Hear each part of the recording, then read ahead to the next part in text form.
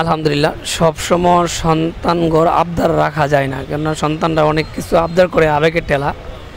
এখানে একটা ছেলে দেখতেছেন, সে তার আবদার তার বাবার কাছে চাইছে এই সাইকেলটা, কিন্তু তার বাবা যখন এই সাইকেলটা কিনতে গেছে ব্রাহ্মণবাড়িয়া, সাইকেলটার দাম মিলে হয়েছে আপনার 43,500 টাকা, আরও এমনি এমনি মিলে 45,000 টাকা সাইকেলটার দাম। এটা মিলে 6 মাস আগে 50,000 টাকা ছিল, এখন 45,000 টাকা এই সাইকেলটা আনছে। তো সাইকেলটা কী সাইকেল আমি বুঝতে পারতেছি না, কিন্তু সাইকেলটা ভালো একটা সাইকেল।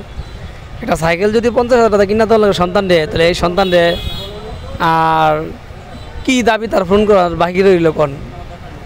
তো আমি ওখানে ইদারিং দেখতেছি আমাদের কসবা পোলাপেন্ডা এই সাইকেল এরপরে দামি দেবে 50-60 হাজার আইফোন, 1 লাখ টাকা দামের আইফোন লই এলা, ছোট্ট ছোটো মানে ইনকাম নাই, কিন্তু বাবার আবদার করে বাপে দেলা। আমি মনে করি এই জিনিসটি না দেওয়াই ভালো, কিন্তু অভাব যদি না বুঝে সে সামনে আগাইতে পারবে না। কেননা কষ্ট না করলে মানুষ কিন্তু সামনে সুখের আশা দেখে না। প্রত্যেকটা ফ্যামিলির আমি মনে করি সচেতন হওয়া দরকার, আর বেশি বেশি দামি জিনিস দেওয়া ঠিক না।